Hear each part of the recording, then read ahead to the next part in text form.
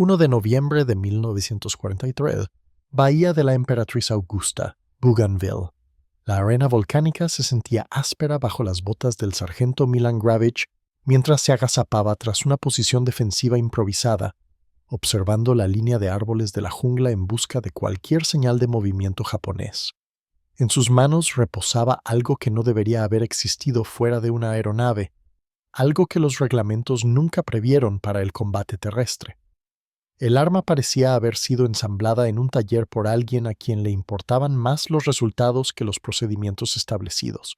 Una ametralladora de avión despojada de un bombardero en picado estrellado, ahora equipada con un tosco bípode que aún desprendía el olor del soplete de soldadura y la improvisación. Cuando los japoneses atacaron 2 días después del inicio de la campaña, el 3 de noviembre de 1943, el arma improvisada de Gravich dispararía a una velocidad que parecía imposible para un arma terrestre, expulsando proyectiles a velocidades que ninguna ametralladora estándar de los Marines podría igualar.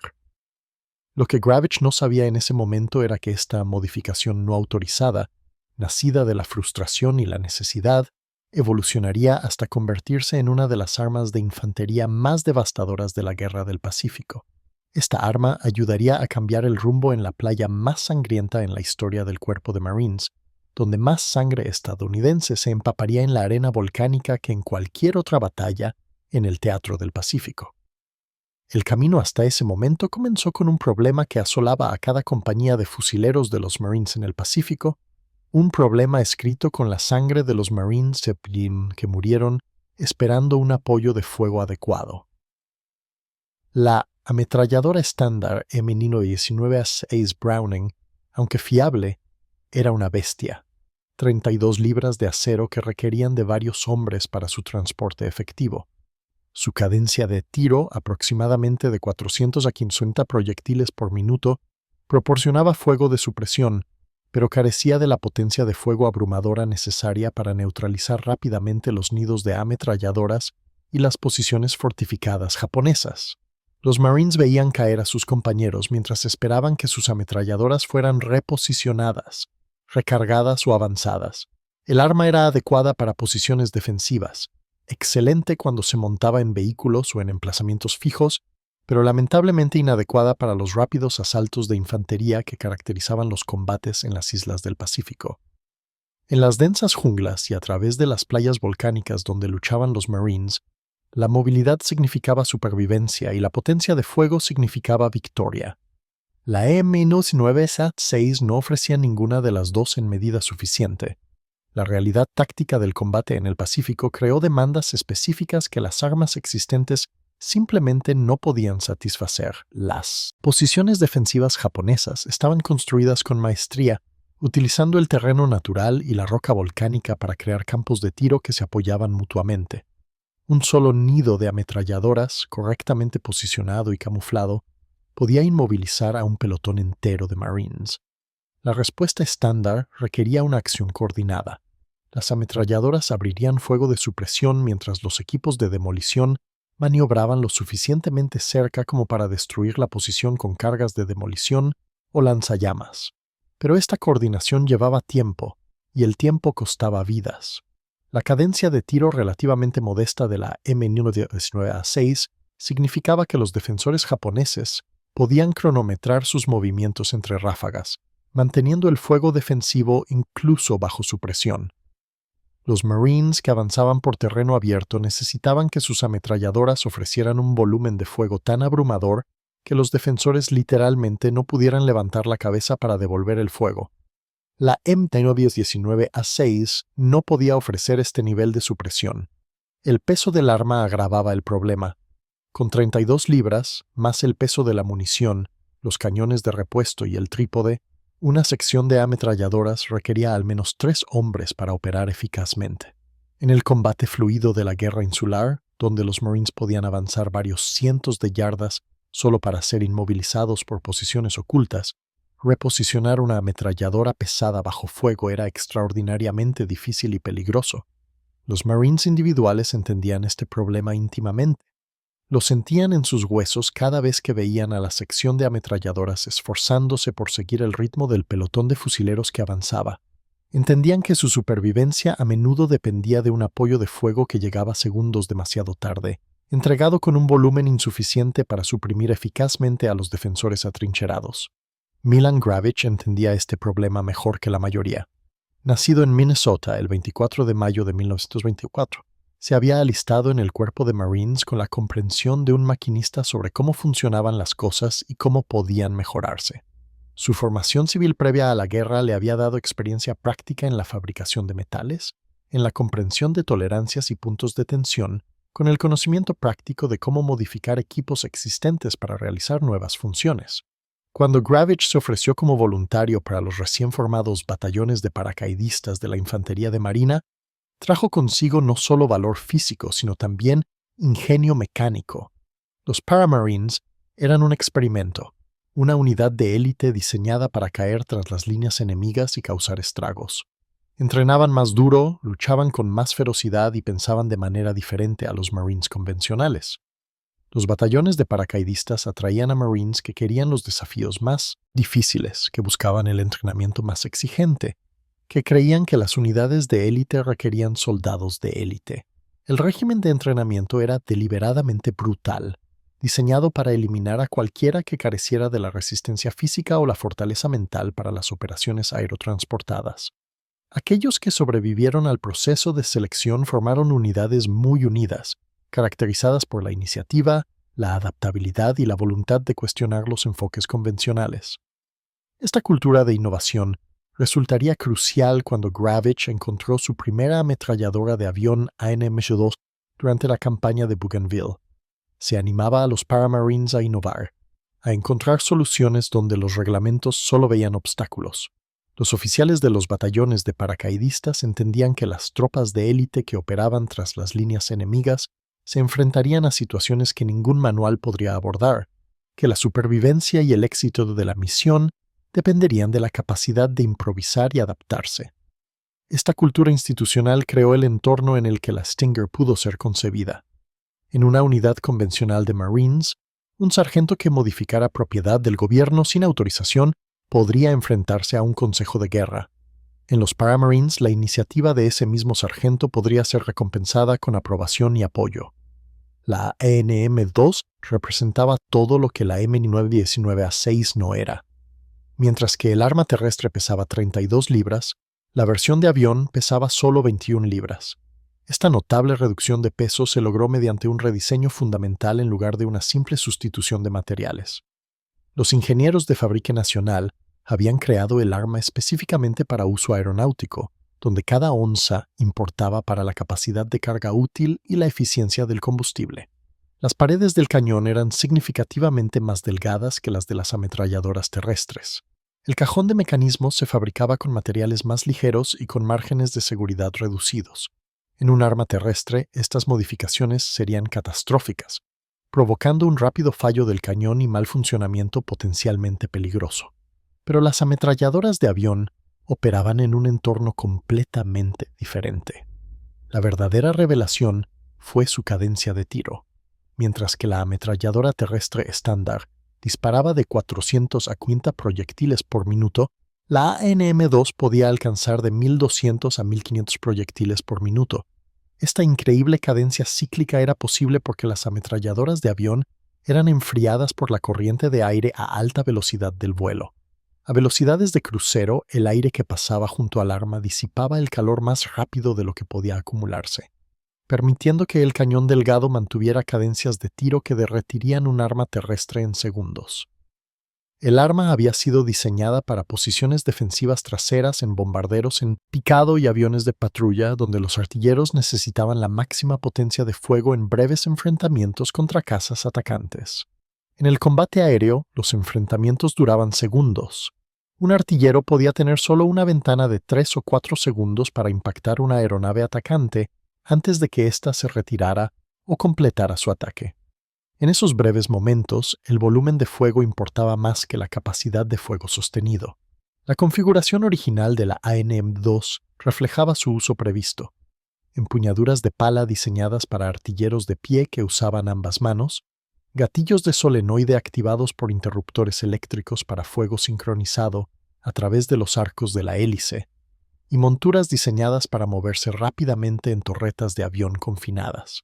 Ninguna de estas características se traducía bien al combate terrestre, pero las características de rendimiento fundamentales ofrecían un potencial revolucionario para el uso de infantería.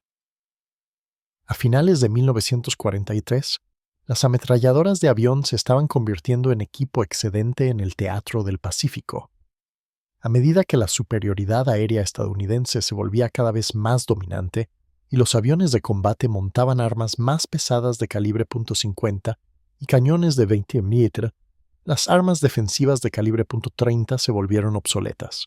La campaña de bombardeo estratégico requería un armamento defensivo pesado, pero la superioridad de los cazas significaba que las formaciones de bombarderos se enfrentaban a menos ataques, reduciendo la necesidad de armas defensivas. Las aeronaves dañadas eran canibalizadas para obtener piezas en todas las islas del Pacífico. Los aviones estrellados salpicaban playas y junglas por todo el teatro de operaciones. Las aeronaves que sufrían daños irreparables económicamente eran despojadas de componentes útiles antes de ser abandonadas o destruidas. Entre estos componentes se encontraban las ametralladoras AN-M2 diseñadas para aviones, pero ahora disponibles para cualquiera con el ingenio de imaginar usos alternativos. Marines emprendedores como el soldado William Colby de Gloversville, Nueva York, comenzaron a ver oportunidades donde los reglamentos solo veían chatarra. Durante los primeros días de la campaña de Bougainville, Colby rescató una AN-M2 de una aeronave estrellada. Su modificación fue rudimentaria pero funcional. Dejó intactas las incómodas empuñaduras de pala, pero añadió un bípode al extremo del cañón, creando un arma híbrida que combinaba la potencia de fuego aérea con una estabilidad terrestre mínima. Cuando las fuerzas japonesas atacaron su posición el 3 de noviembre de 1943, Colby desplegó su arma modificada con un efecto devastador. Alimentado de munición por su artillero asistente, el soldado Edward Crumlish repelió el asalto con una potencia de fuego que asombró a ambos bandos. El arma se sobrecalentaba rápidamente sin el efecto de enfriamiento de la corriente de aire de la aeronave. Carecía de culata adecuada para apuntar, lo que dificultaba el tiro preciso. Las empuñaduras de pala eran incómodas para un artillero en posición de tendido. Pero a pesar de estas limitaciones, funcionó. El impacto psicológico en los atacantes japoneses fue inmediato y profundo. A lo largo de la Guerra del Pacífico, los soldados japoneses se habían acostumbrado al fuego rítmico de las ametralladoras estadounidenses. El sonido y la cadencia distintivos de la Browning eran familiares, casi predecibles. Los atacantes aprendieron a cronometrar sus movimientos, a avanzar durante las pausas, a buscar cobertura cuando el fuego se intensificaba. El arma de avión modificada de Colby destrozó este comportamiento aprendido. La cadencia de tiro era tan alta que no producía las ráfagas rítmicas familiares, sino un desgarro rugiente continuo como tela siendo arrancada a gran escala. Los atacantes japoneses que intentaron sus tácticas habituales se encontraron atrapados en un fuego que parecía llenar el aire mismo, que no dejaba huecos para el movimiento, que creaba una pared de plomo casi sólida. Gravich observó el arma improvisada de Colby en acción y vio no solo una modificación de campo, sino el comienzo de algo revolucionario. La naturaleza rudimentaria de la conversión de Colby en realidad resaltaba el potencial del arma. Si esta arma de avión apenas modificada podía producir resultados tan devastadores, ¿qué sería posible con una conversión adecuada diseñada específicamente para el uso de infantería? Junto con el soldado de primera clase John Little, Gravich comenzó a trabajar en lo que se convertiría en la primera ametralladora Stinger verdadera. Comenzaron con una AN-M2 que había sido llevada a tierra en la bahía de la Emperatriz Augusta, probablemente rescatada de una aeronave dañada u obtenida a través de las redes de suministro informales que existían entre las unidades terrestres de los Marines y el personal de aviación de la Armada. Las empuñaduras de pala, diseñadas para artilleros de aeronaves que usaban ambas manos en posición de pie, eran claramente inútiles para el trabajo de infantería. Un infante en posición prona necesitaba un gatillo que pudiera operar con una mano mientras mantenía su agarre en el arma y la línea de puntería. Gravich fabricó un mecanismo de gatillo con chapa metálica, de aspecto rudimentario pero funcional en su operación. El diseño era sencillo por necesidad, un varillaje mecánico que transfería la presión del dedo al mecanismo de disparo del arma. Para la culata, recortaron la culata de un rifle M1 Garand. La culata del Garand era de nogal macizo, diseñada para soportar el considerable retroceso del cartucho 30-06, pero también estaba moldeada con precisión para adaptarse al hombro y la mejilla humanos, ofreciendo el tipo de plataforma de tiro estable de la que carecía la ametralladora de avión. Gravich vació cuidadosamente la culata para alojar la forma única del tubo amortiguador de la ametralladora de avión, un proceso minucioso que requirió un corte de precisión para mantener la integridad estructural de la culata mientras lograba un ajuste adecuado. De un rifle automático Browning, tomaron el bípode y la mira trasera. Estos componentes ofrecían múltiples ventajas más allá de sus capacidades funcionales. Todo Marine ya estaba entrenado con el bar, familiarizado con su línea de puntería y el despliegue del bípode.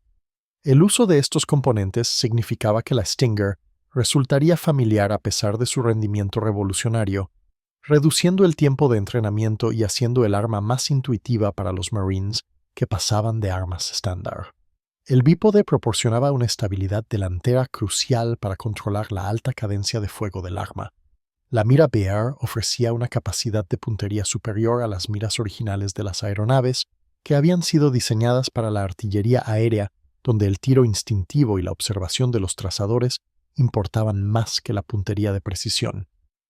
El resultado fue un arma como ninguna otra en el arsenal del cuerpo de Marines: 40 pulgadas de largo, 25 libras completamente configurada, alimentada por cinta con una caja de munición de 100 cartuchos. Parecía un remiendo porque lo era. Una amalgama de 3 sistemas de armas diferentes unidos por el ingenio y la necesidad. La estética era puramente funcional, carente de las líneas refinadas de las armas producidas en fábrica. Las soldaduras eran visibles. La culata mostraba una modificación obvia. El mecanismo del gatillo parecía improvisado porque lo era. Pero la función importaba más que la forma, y cuando Gravich probó el arma, los resultados superaron incluso sus expectativas más optimistas. La cadencia de tiro cíclica se mantuvo cercana a la especificación original de la aeronave, entre 1200 y 1500 cartuchos por minuto. En términos prácticos, esto significaba que la Stinger podía entregar 3 veces el volumen de fuego que la M19A6. Una ráfaga de 3 segundos enviaría aproximadamente de 70 a 75 cartuchos hacia el objetivo. La caja de munición estándar de 100 cartuchos se vaciaría en aproximadamente 5 segundos de fuego continuo. Estos números se tradujeron en abrumadoras ventajas tácticas. Los búnkeres japoneses, que podían resistir la supresión de ametralladoras convencionales, se encontraron incapaces de mantener el fuego defensivo cuando eran atacados por la Stinger.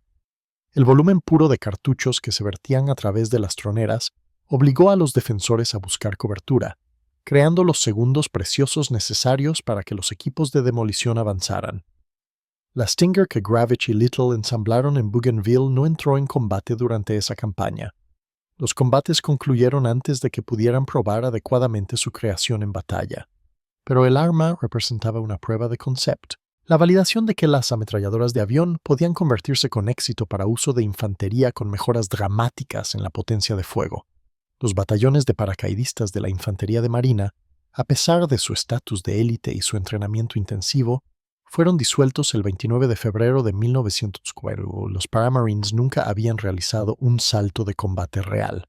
A finales de 1943, los estrategas estadounidenses habían concluido que las operaciones aerotransportadas a gran escala eran impracticables en el teatro del Pacífico.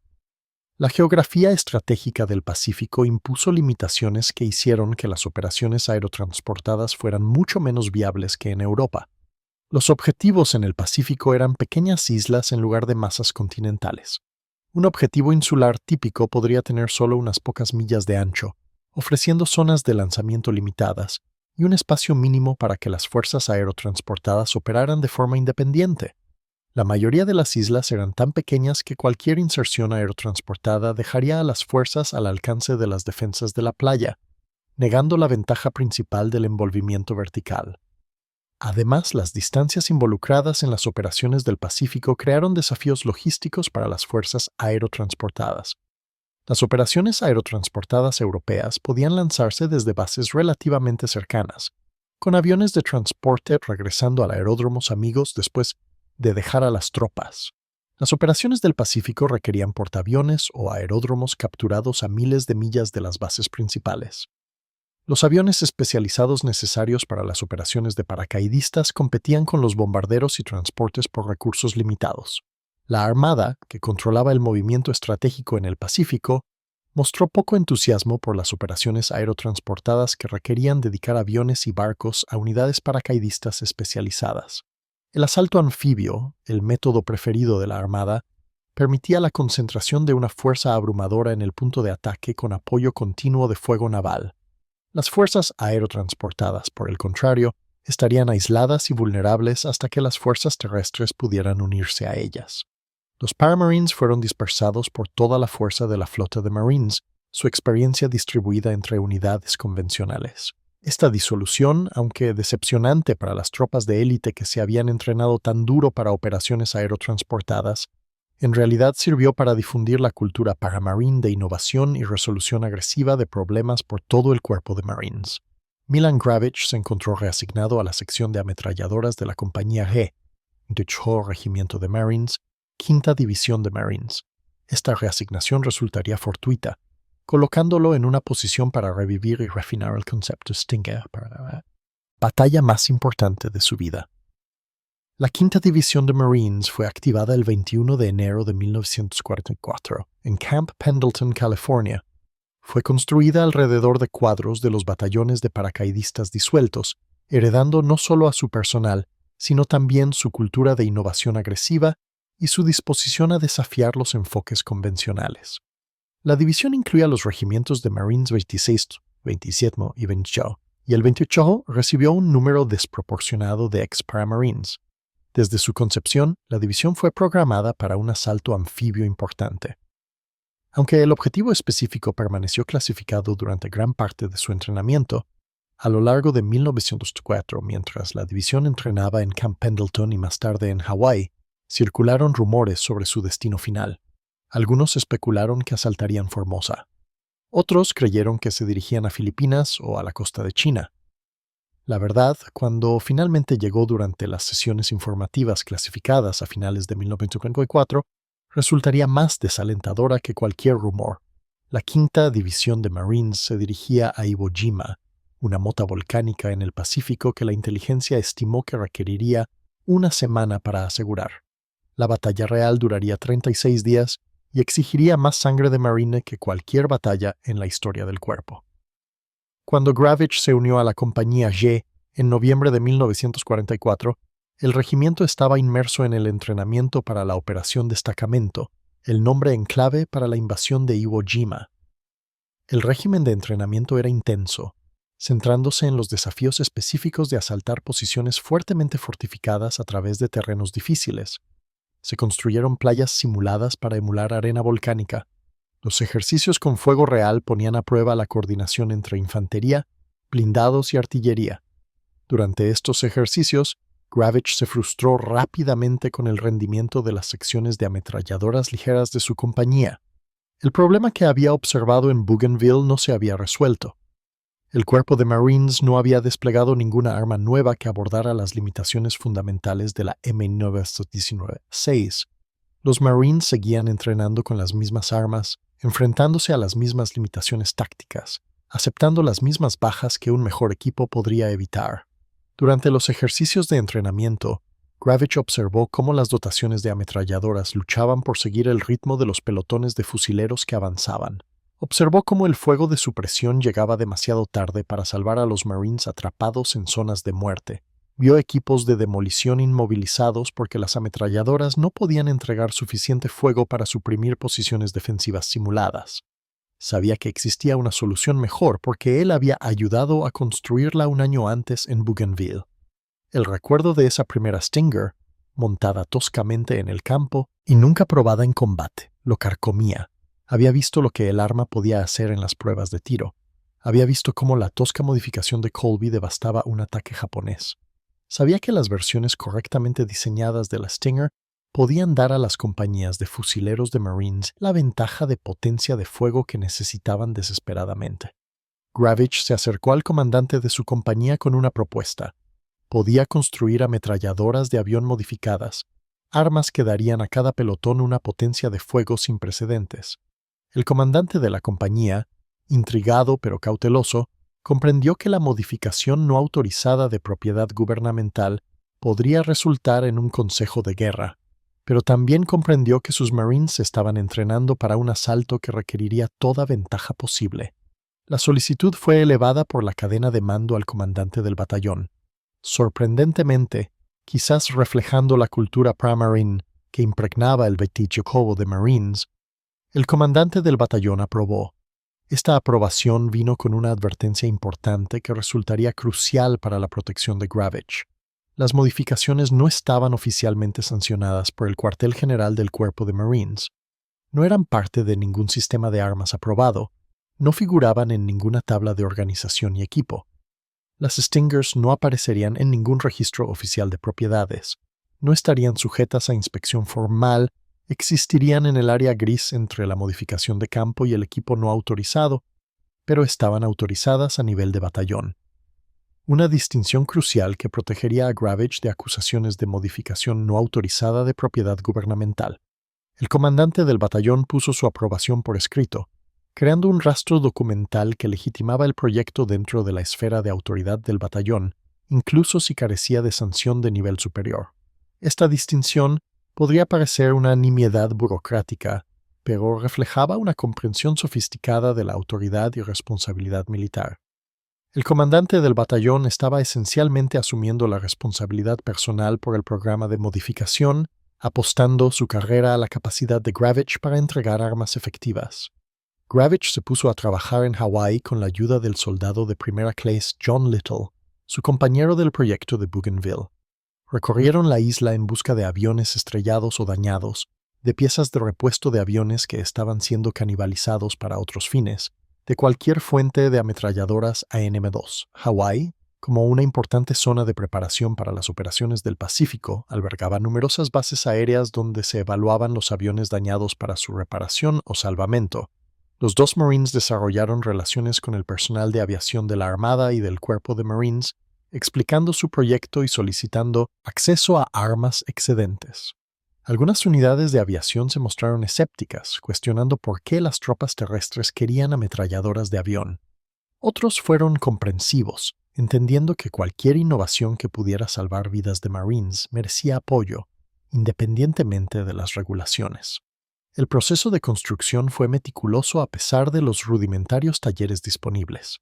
Cada Stinger requería el corte preciso de culatas de Moon Garand, la cuidadosa fabricación de mecanismos de gatillo, el ajuste exacto de bípodes y miras bar. El trabajo no podía apresurarse. Una culata mal ajustada podría agrietarse por el retroceso. Un gatillo fabricado incorrectamente podría fallar en un momento crítico. Las miras tenían que estar precisamente alineadas para asegurar la precisión. El mecanismo del gatillo presentó el mayor desafío técnico.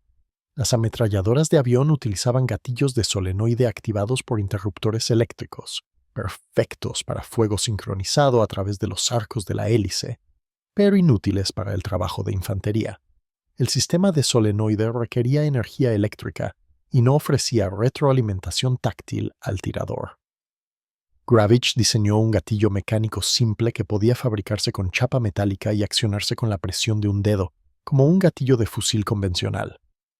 El mecanismo necesitaba ser lo suficientemente fuerte como para soportar un uso repetido y un posible manejo brusco en combate, pero lo suficientemente ligero como para que el tirador pudiera mantener el control del gatillo durante el fuego sostenido. El diseño pasó por varias iteraciones antes de que Gravich lograra el equilibrio adecuado. Las primeras versiones eran demasiado rígidas, lo que requería una presión excesiva del dedo que dificultaba el control preciso del fuego. Las versiones posteriores eran demasiado ligeras, lo que creaba el riesgo de descarga accidental. El diseño final utilizaba una tensión de resorte cuidadosamente calculada que proporcionaba una sensación positiva del gatillo sin una presión excesiva. La culata presentó sus propios desafíos. La culata del M1 Garand era de nogal macizo, diseñada para soportar el considerable retroceso del cartucho PSO-30-06. La densidad y la estructura de la veta de la madera proporcionaban una excelente resistencia, pero también dificultaban el trabajo con herramientas manuales. Para adaptar la configuración única del cajón de mecanismos y el tubo amortiguador de la ANM2, Gravich tuvo que ahuecar cuidadosamente la culata, retirando madera pero manteniendo la integridad estructural.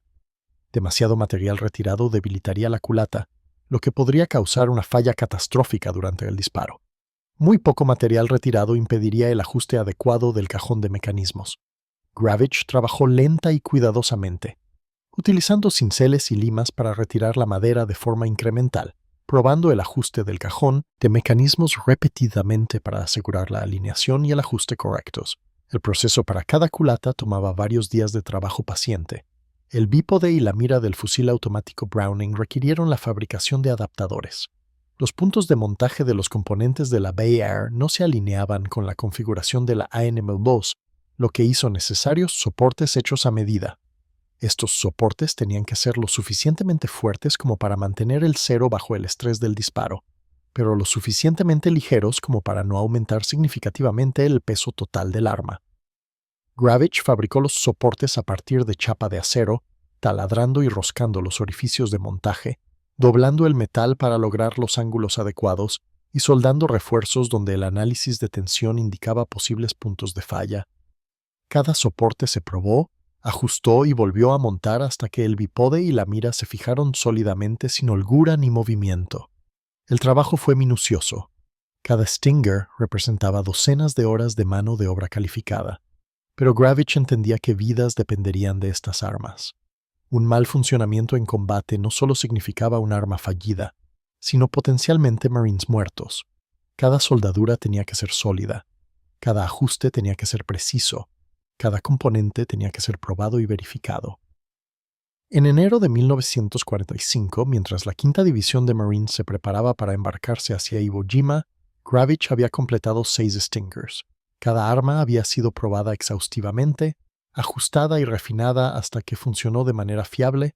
Las pruebas revelaron la limitación fundamental que restringiría el uso del Stinger en combate.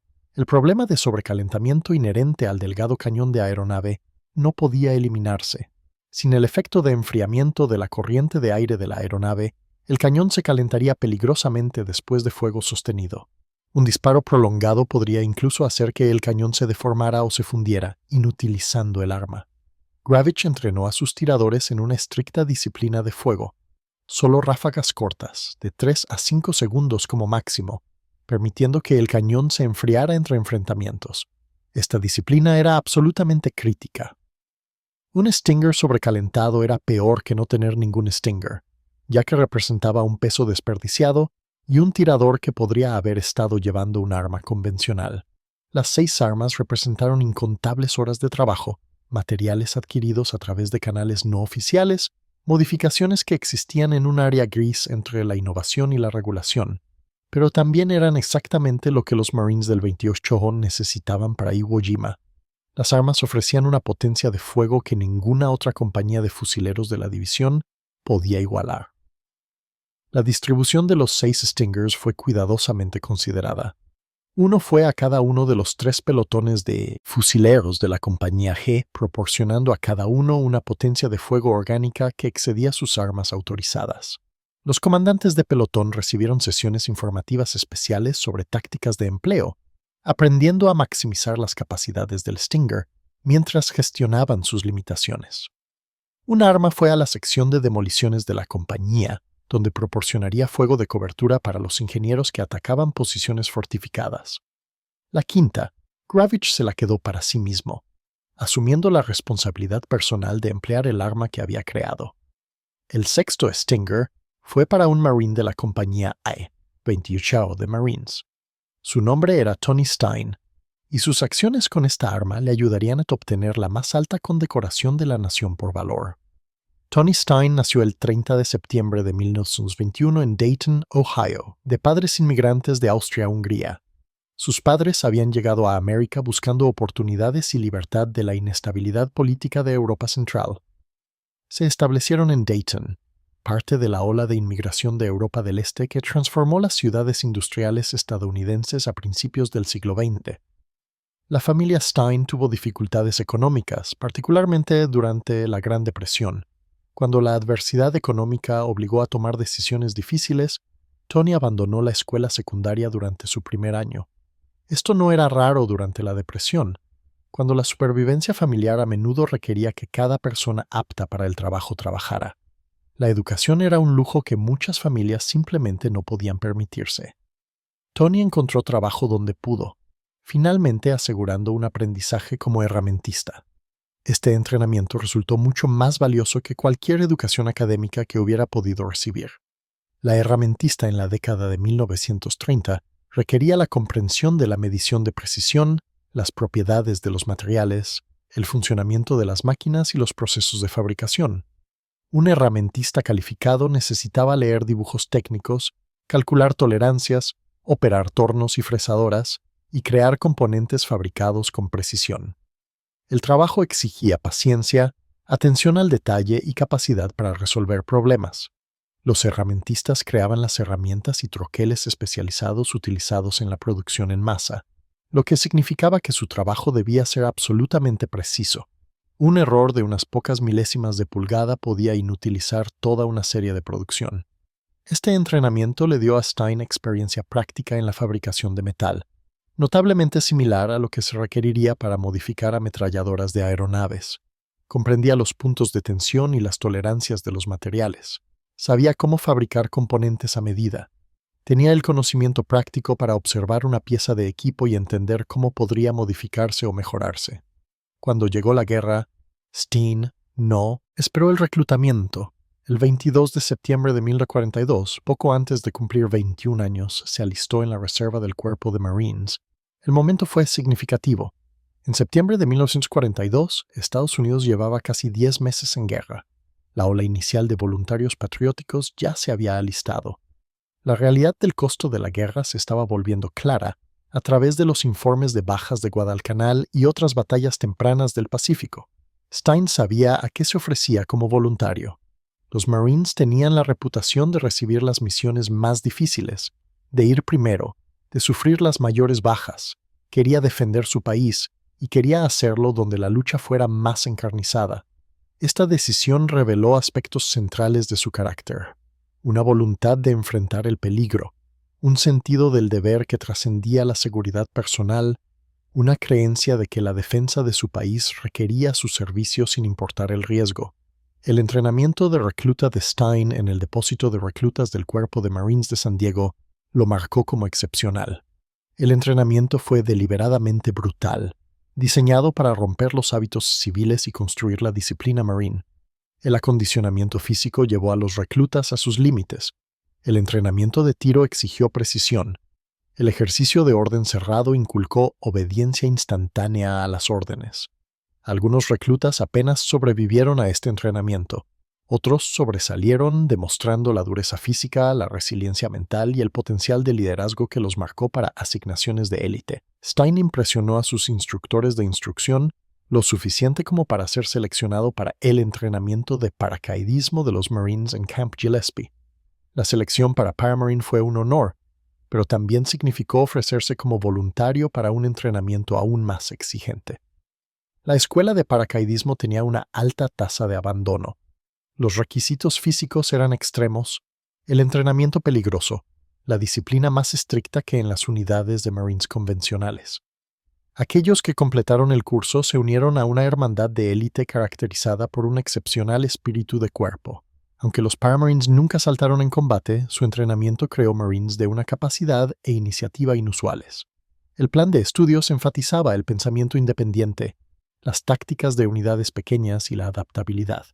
Se esperaba que los Paramarines operaran detrás de las líneas enemigas con un apoyo mínimo, lo que requería soldados que pudieran pensar por sí mismos y resolver problemas sin órdenes detalladas. Cuando los batallones de paracaidistas se disolvieron, Stein fue ascendido a cabo y asignado a la 5ª División de Marines, sirviendo como líder de escuadra adjunto de la Compañía A, Meder Batallón 28 de Marines. Sus habilidades como herramientista lo hicieron invaluable para el mantenimiento y la modificación de armas. En cualquier unidad de infantería siempre hay armas que necesitan ajuste, miras que necesitan alineación, cargadores que necesitan afinación. Cuando la noticia del proyecto Stinger de Gravich se extendió entre los Marines del 28, las habilidades y el interés de Stein lo convirtieron en un colaborador natural. La naturaleza exacta de su participación sigue sin estar clara en los registros históricos. Algunas fuentes sugieren que ayudó con la fabricación de múltiples Stingers. Otras indican que trabajó principalmente en la modificación de su propia arma. Lo que es seguro es que Stein terminó con el sexto Stinger, el arma que le ayudaría a obtener la medalla de honor. La relación entre Stein y su Stinger representaba más que simplemente un soldado al que se le entrega un arma. Stein entendía el arma íntimamente porque había ayudado a crearla. Conocía sus capacidades y limitaciones. Sabía exactamente cuánto podía forzarla antes de que el sobrecalentamiento se volviera crítico. Conocía el cuadro de mira preciso requerido para un fuego certero. Este conocimiento íntimo resultaría crucial durante los desesperados combates en Iwo Jima, donde Stein emplearía el Stinger con una sofisticación táctica que maximizaría sus capacidades únicas. El viaje a Iwo Jima comenzó en enero de 1945 cuando la Quinta División de Marines, junto con la Trea y Cuarta Divisiones de Marines, abordó buques de transporte en Hawái. Aproximadamente 70,000 Marines y personal de la Armada adscrito se apiñaron en los transportes que los llevarían 2,000 millas al oeste a través del Pacífico. Los hombres ya conocían su destino. Las restricciones de seguridad se habían relajado lo suficiente como para permitir sesiones informativas detalladas. Los Marines estudiaron fotografías aéreas de Iwo Jima, una isla con forma de chuleta de cerdo dominada por el monte Suribachi en su extremo sur. La isla medía aproximadamente 5 millas de largo y 2,5 millas en su punto más ancho, abarcando aproximadamente 8 millas cuadradas de roca volcánica y ceniza. Los oficiales de inteligencia explicaron la importancia estratégica de la isla utilizando mapas y cartas. Iwo Jima se encontraba a unas 50 millas al sur de Tokio, posicionada entre las recién capturadas Marianas y las islas principales japonesas. En manos estadounidenses, los aeródromos de la isla podrían cumplir múltiples funciones críticas. Los bombarderos B-29 Superfortress que volaban desde las Marianas a Japón operaban al límite extremo de su alcance. Cualquier daño sufrido sobre el objetivo significaba un posible amerizaje en el océano durante el largo vuelo de regreso. Iwo Jima proporcionaría una pista de aterrizaje de emergencia donde los bombarderos dañados podrían aterrizar para reparaciones en lugar de intentar el vuelo de regreso completo. La isla también podía servir de base para escoltas de cazas para los bombarderos. El P-51 Mustang tenía el alcance suficiente para acompañar a los B-29 hasta Japón y regresar si podía repostar en Iwo Jima. La escolta de cazas mejoraría drásticamente las tasas de supervivencia de los bombarderos contra las defensas aéreas japonesas. Finalmente, Iwo Jima serviría como punto de partida para la eventual invasión de Japón, proporcionando bases avanzadas para apoyo aéreo, logística e instalaciones de mando. Pero lo que los oficiales de inteligencia no pudieron transmitir completamente fue la sofisticación de las defensas japonesas. Las estimaciones de inteligencia, basadas en reconocimiento aéreo y observaciones submarinas, subestimaron significativamente tanto la fuerza de la guarnición como la extensión de las fortificaciones.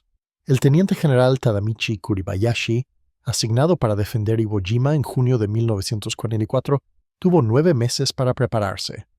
Oficial de carrera con amplia experiencia de combate en China y estudios estratégicos en el Army War College, Kuribayashi comprendía tanto la situación táctica como la realidad estratégica que enfrentaba Japón. Reconoció que Japón ya había perdido la guerra. La producción industrial estadounidense, su fuerza militar y su superioridad tecnológica hacían inevitable la derrota japonesa. Pero el momento y las condiciones de esa derrota seguían en cuestión. Si Japón pudiera hacer que el costo de la invasión fuera lo suficientemente horrible, si las bajas estadounidenses aumentaban lo suficiente, la presión política podría forzar una negociación en lugar de una rendición incondicional. La misión de Kuribayashi no era la victoria, sino la demora. No defender Iwo Jima con éxito, sino hacer que los estadounidenses pagaran un precio tan terrible que pudieran reconsiderar la invasión de las islas principales japonesas. Abordó esta misión con fría calculación y una doctrina defensiva innovadora. La estrategia defensiva tradicional japonesa requería combatir en la orilla del agua, enfrentando a los invasores en las playas y destruyéndolos antes de que pudieran establecer una cabeza de playa. Este enfoque había logrado cierto éxito en campañas anteriores, pero había demostrado ser cada vez más ineficaz contra la capacidad anfibia estadounidense. El fuego naval y el apoyo aéreo podían devastar las defensas de la playa, y los blindados estadounidenses podían romper las posiciones que detenían a la infantería. Kuribayashi abandonó por completo este enfoque tradicional. Ordenó a sus 21,000 tropas que se atrincheraran, que cavaran en la roca volcánica de Iwo Jima, para crear una fortaleza subterránea que pudiera resistir incluso el bombardeo más intenso. Sus hombres excavaron 18 kilómetros de túneles, creando una red interconectada de posiciones de combate, depósitos de suministros y puestos de mando. Construyeron cientos de búnkeres ocultos utilizando hormigón armado y roca volcánica. Estas posiciones estaban magistralmente camufladas, invisibles desde el aire y casi invisibles desde el nivel del suelo, hasta que los Marines estaban prácticamente encima de ellas. Cada posición fue ubicada para proporcionar campos de tiro entrelazados, asegurando que los atacantes que neutralizaran una posición serían inmediatamente atacados por otras. Las posiciones de artillería y mortero se construyeron en cuevas y búnkeres cubiertos, permitiendo a los artilleros japoneses disparar sobre objetivos preestablecidos y luego retirarse a la cubierta antes de que el fuego de contrabatería pudiera responder. Puntos de tiro preregistrados cubrían cada posible vía de aproximación, cada playa, cada característica del terreno que las fuerzas atacantes pudieran usar como cobertura. Kuribayashi entrenó a sus hombres en una nueva doctrina defensiva que rechazaba las cargas Banzai y los ataques suicidas que habían caracterizado la resistencia japonesa anterior. No habría gestos inútiles de honor, ni ataques dramáticos pero tácticamente sin sentido. Cada hombre lucharía desde la cubierta, dispararía solo cuando los objetivos se presentaran, infligiría el máximo de bajas mientras preservaba sus propias vidas el mayor tiempo posible. Cada defensor recibió instrucciones de matar a 10 estadounidenses antes de morir él mismo. Las posiciones serían defendidas hasta el último hombre, pero los defensores no desperdiciarían sus vidas en ataques inútiles. Harían que los estadounidenses los sacaran de una posición a la vez, pagando con sangre cada yarda de roca volcánica. La disciplina requerida para implementar esta doctrina fue extraordinaria. La cultura militar tradicional japonesa enfatizaba la acción ofensiva agresiva, la muerte gloriosa en batalla y el honor a través del sacrificio. Kuribayashi les pedía a sus hombres que abandonaran estos valores profundamente arraigados, que aceptaran que todos morirían, pero que murieran de maneras que maximizaran las bajas enemigas en lugar de la gloria personal. Que lograra imponer esta disciplina en su mando habla tanto de su capacidad de liderazgo como de las circunstancias desesperadas que enfrentaba Japón a principios de 1945. Los hombres que defendían Iwo Jima entendieron que estaban condenados, que no llegarían refuerzos, que lo mejor que podían esperar era morir de maneras que sirvieran a la defensa final de Japón. El bombardeo previo a la invasión comenzó el 16 de febrero de 1945. El general de división Harry Schmidt, al mando de las fuerzas de Marines, había solicitado 10 días de bombardeo naval basándose en estimaciones de inteligencia sobre la fuerza defensiva japonesa. Entendía por amarga experiencia que reducir posiciones fortificadas requería fuego sostenido durante días, no horas. La Armada proporcionó 3 días. Esta decisión reflejó tanto las exigencias estratégicas de la campaña más amplia del Pacífico como una incomprensión fundamental de los preparativos defensivos en Iwo Jima. Los planificadores navales creían que 3 días de fuego concentrado de acorazados, cruceros y destructores serían suficientes para neutralizar las posiciones defensivas y suprimir la resistencia restante. Durante 72 horas, la fuerza naval de tarea más poderosa jamás reunida bombardeó Iwo Jima. Acorazados disparando cañones de 16 pulgadas lanzaron proyectiles que pesaban más de 1 tonelada contra la roca volcánica. Los cruceros añadieron fuego de 8 pulgadas. Los destructores maniobraron cerca de la costa para atacar objetivos específicos con cañones de 5 pulgadas. El bombardeo fue asombroso en escala. Miles de proyectiles impactaron en la isla cada hora. Secciones enteras del terreno desaparecieron bajo las explosiones. La roca volcánica se hizo añicos y se esparció por el paisaje. Desde los barcos de transporte donde esperaban los Marines, la isla parecía desintegrarse bajo el peso del fuego. Los bombarderos B-29 volaron incursiones desde las Marianas, añadiendo bombas pesadas al fuego naval. Aviones de la Armada de Portaaviones Rápidos atacaron sistemáticamente, bombardeando y ametrallando cualquier objetivo visible. La potencia de fuego combinada representó el bombardeo más concentrado jamás lanzado contra una isla del Pacífico. Los Marines que observaban desde sus transportes se sentían confiados. Nada podría sobrevivir a ese bombardeo. Las estimaciones de inteligencia predecían una semana para asegurar la isla. Algunos oficiales especularon en privado que podrían finalizar las operaciones en 3 o 4 días. Estaban catastróficamente equivocados. El bombardeo, aunque visualmente impresionante, fue en gran medida ineficaz contra la fortaleza subterránea de Kuribayashi. Los proyectiles navales diseñados para penetrar el blindaje de los barcos o destruir estructuras de superficie tuvieron un efecto limitado en las posiciones excavadas profundamente en la roca volcánica. Las bombas crearon impresionantes cráteres, pero no lograron derrumbar las redes de túneles subterráneos. Los japoneses, siguiendo las órdenes de Kuribayashi, permanecieron en sus posiciones subterráneas durante todo el bombardeo. No devolvieron el fuego, no revelaron sus posiciones, no dieron a los artilleros estadounidenses ningún objetivo que atacar. Los estadounidenses estaban, en muchos casos, bombardeando terreno vacío mientras las posiciones defensivas reales permanecían intactas en las profundidades del subsuelo. Cuando el bombardeo cesó en la mañana del 19 de febrero, las fuerzas de Kuribayashi emergieron de sus túneles en gran parte intactas. Armas funcionales, existencias de munición sin agotar, posiciones defensivas aún viables. Los 3 días de bombardeo habían logrado poco más que alertar a los defensores de que la invasión era inminente. El 19 de febrero de 1945 amaneció claro y frío. La hora H se fijó para las 9:00 de la mañana. La primera ola de asalto, la 5ª División de Marines a la izquierda, la 4ª División de Marines a la derecha, desembarcaría a lo largo de 700 yardas de playa designadas como Green Beach, Red Beach, Yellow Beach y Blue Beach de sur a norte. Mientras los Amtraks avanzaban pesadamente hacia la orilla llevando sus cargas de Marines, los hombres podían ver el monte Suribachi alzándose al frente, un volcán inactivo de 24 pies de altura que dominaba el extremo sur de la isla. El fuego naval se desplazó tierra adentro a medida que la primera ola se acercaba a la playa, y un silencio inquietante cayó sobre Iwo Jima. Los Marines llegaron a la playa exactamente a las 9:00 e inmediatamente encontraron su primer obstáculo. La playa no era arena en el sentido tradicional, sino ceniza volcánica negra y suelta, que se elevaba en terrazas de 15 pies de altura. Los hombres se hundían hasta los tobillos con cada paso. Algunos se hundían hasta las rodillas. La ceniza volcánica no proporcionaba un apoyo estable, ni una superficie firme para atrincherarse o establecer posiciones de tiro. Los vehículos se atascaron inmediatamente. Los tanques y Amtraks que intentaron subir por las terrazas de la playa vieron cómo sus orugas giraban inútilmente en la ceniza suelta.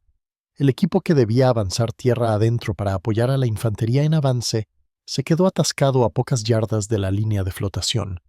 Los Marines avanzaron a duras penas, esperando el fuego japonés en cualquier momento. El silencio continuó, roto solo por el sonido del fuego naval cayendo tierra adentro y la respiración fatigada de los hombres que luchaban por la ceniza volcánica. Los oficiales revisaban sus relojes con nerviosismo. La falta de resistencia parecía errónea, ominosa. Durante casi una hora, los japoneses mantuvieron el fuego, siguiendo al pie de la letra las órdenes de Kuribayashi. Dejar que los estadounidenses desembarcaran, dejar que se aglomeraran en la playa, dejar que avanzaran con dificultad, trayendo a más y más hombres a la zona de muerte, esperar hasta que el número máximo de objetivos se presentara, esperar hasta que la playa estuviera repleta de hombres y equipos, esperar hasta que una sola orden pudiera desatar el infierno. Aproximadamente a las 10 Tubul, cuando la playa estaba abarrotada de hombres y vehículos, cuando los Marines luchaban por la ceniza incapaces de avanzar rápidamente o ponerse a cubierto eficazmente, cuando miles de estadounidenses estaban apiñados en el espacio confinado entre la línea de flotación y la primera terraza, toda la isla estalló. El fuego de artillería y mortero cayó en devastadoras concentraciones, fuegos preregistrados que se habían trazado con semanas de antelación. Proyectiles de alto explosivo estallaron entre los apiñados Marines, enviando fragmentos que destrozaban carne y equipo. Las granadas de mortero cayeron en la ceniza volcánica con sordos crujidos antes de explotar. Las ametralladoras disparaban desde posiciones ocultas en las terrazas, desde búnkeres disimulados, desde troneras tan hábilmente camufladas que los Marines no podían localizarlas incluso mientras recibían fuego. Los campos de tiro entrelazados que Kuribayashi había planeado con tanto cuidado significaban que los atacantes que buscaban cobertura de una posición se exponían inmediatamente al fuego de otra.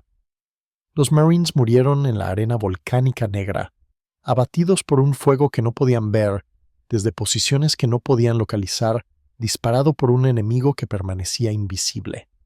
El bombardeo previo a la invasión, que se suponía había neutralizado las posiciones defensivas, apenas había arañado las defensas de Kuribayashi. Los hombres intentaron atrincherarse, pero la ceniza volcánica suelta se derrumbaba más rápido de lo que podían excavar. Marines heridos se hundieron en la ceniza, a veces desapareciendo por completo. Los sanitarios que intentaban atender a las bajas se convirtieron ellos mismos en bajas. Los oficiales que intentaban organizar avances fueron abatidos por el fuego de ametralladora. El 28º Regimiento de Marines, desembarcando en el extremo izquierdo de las playas de asalto, tenía órdenes de avanzar hacia el sur y aislar el monte Suribachi. Esta misión los colocó directamente bajo el fuego de las laderas del volcán, donde Kuribayashi había posicionado algunas de sus defensas más fuertes. Tony Stein fue el primer hombre de su unidad en moverse tierra adentro después de llegar a la playa. Mientras otros buscaban cobertura o luchaban con el equipo en los caóticos momentos posteriores al desembarco, Stein avanzó llevando su Stinger. El peso de 25 libras del arma, ligero para una ametralladora, le permitía moverse rápidamente a pesar del terreno traicionero. Mientras el resto de su pelotón intentaba afianzar una posición, Stein proporcionaba fuego de cobertura con la Stinger. La increíble cadencia de fuego del arma sorprendió a ambos bandos. Los defensores japoneses, que habían enfrentado a ametralladoras Browning durante toda la Guerra del Pacífico, se encontraron de repente con algo completamente diferente. Un rugido continuo que vertía proyectiles a una velocidad sin precedentes. El sonido era distintivo y aterrador. Mientras la Browning creaba un golpeteo rítmico, la Stinger producía un rugido desgarrador, como lona siendo rasgada a una velocidad enorme. El volumen de fuego era tan alto que creaba trazadoras visibles que se dirigían hacia los objetivos, pareciendo casi una línea sólida de fuego. Cuando los compañeros de Stein quedaron inmovilizados por el fuego concentrado de ametralladoras y morteros, tomó una decisión que desafió todo instinto de supervivencia. Se puso de pie, completamente expuesto, atrayendo deliberadamente el fuego japonés hacia sí mismo. Esto no era una bravata imprudente, sino un cálculo táctico nacido del entrenamiento y del instinto de combate. Al exponerse, Stein obligó a los japoneses a revelar sus posiciones al dispararle. Los fogonazos de los cañones de Lie y las bocanadas de polvo levantadas por los disparos, el ligero movimiento de los camuflajes siendo perturbados, todas estas cosas se hicieron visibles cuando los japoneses atacaron un objetivo tan prominente. Una vez que localizaba las armas enemigas, Stein podía atacarlas con la Stinger. El arma demostró ser devastadoramente efectiva contra los búnkeres. Su alta cadencia de fuego permitía a Stein verter suficientes proyectiles en las troneras para suprimir o eliminar a los defensores en su interior. Una ráfaga de 3 segundos enviaba 75 proyectiles a un espacio de quizás 18 pulgadas cuadradas. Una concentración de fuego que no daba a los defensores oportunidad alguna de devolver el fuego de manera efectiva. Stein cargaba contra los búnkeres japoneses uno por uno, disparando la Stinger desde la cadera en ráfagas cortas y controladas. La técnica requería una fuerza tremenda en la parte superior del cuerpo y control del arma. La Stinger, a pesar de su peso relativamente ligero, generaba un retroceso significativo al disparar a 1200 proyectiles por minuto. Mantener la puntería mientras se avanzaba requería fuerza, habilidad y concentración absoluta.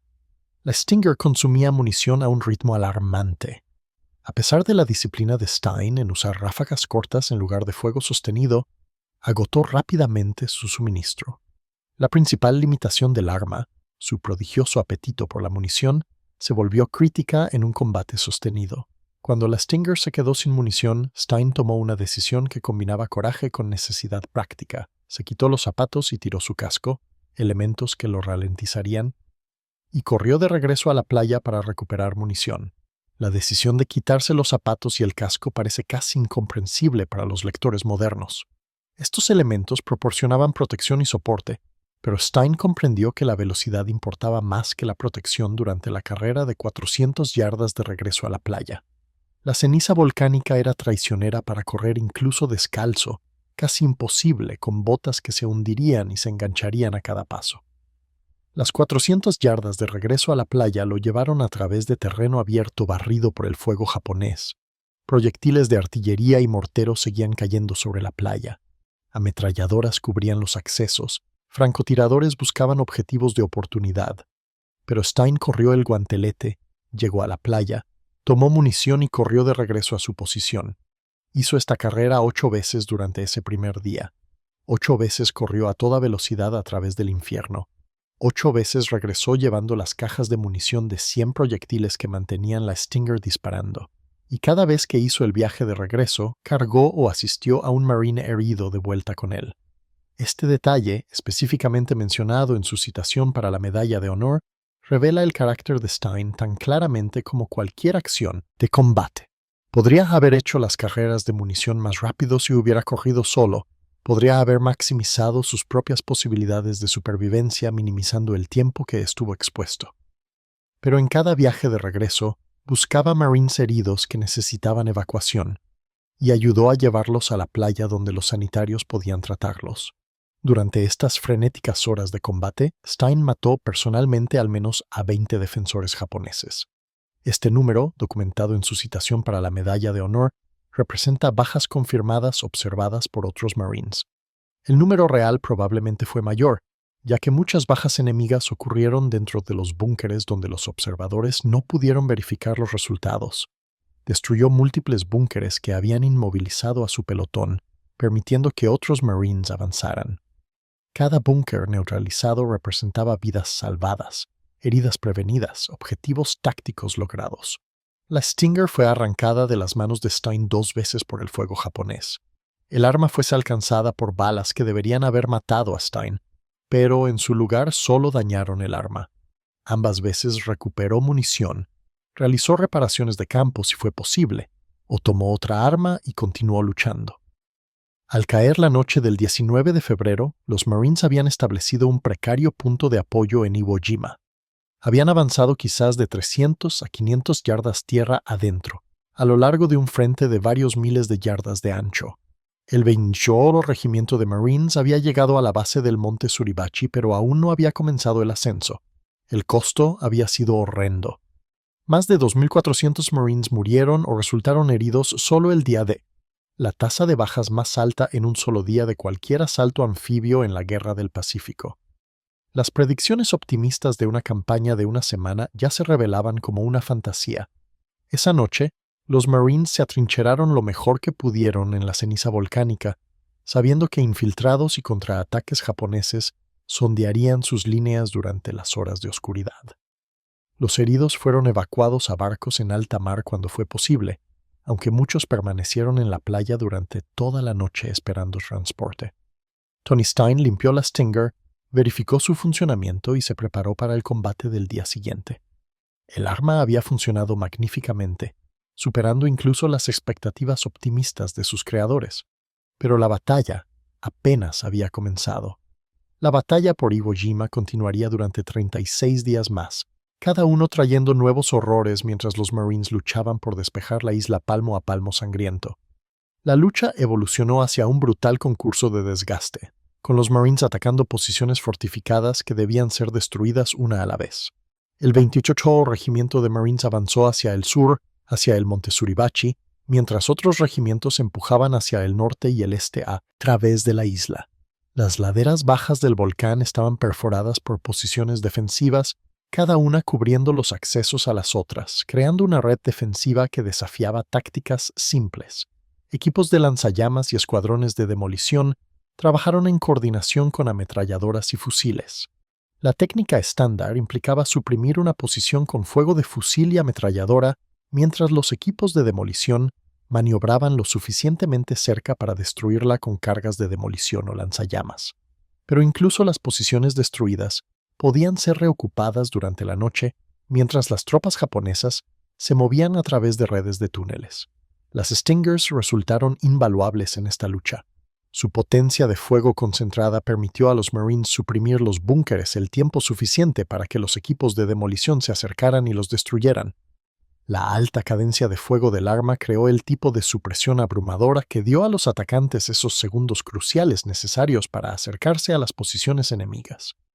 El 23 de febrero, apenas 4 días después del inicio de los combates, una patrulla del 28º Regimiento de Marines escaló el monte Suribachi e izó una pequeña bandera estadounidense en la cumbre.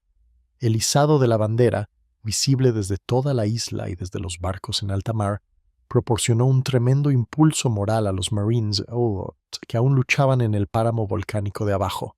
Horas después, un grupo diferente de Marines izó una bandera más grande. El fotógrafo de Associated Press, Joe Rosenthal, posicionado para fotografiar lo que él pensó que sería un reemplazo rutinario de bandera, capturó ese segundo izado en la que se convertiría en la fotografía más famosa de la Segunda Guerra Mundial. La icónica imagen mostraba a 6 Marines luchando por izar el mástil de la bandera contra el viento en la cumbre del Suribachi, un momento de triunfo y determinación que llegó a simbolizar la resolución y el sacrificio estadounidenses. Pero la fotografía también creó una impresión engañosa de que la batalla estaba casi terminada. En realidad, la parte más dura de la lucha aún estaba por delante.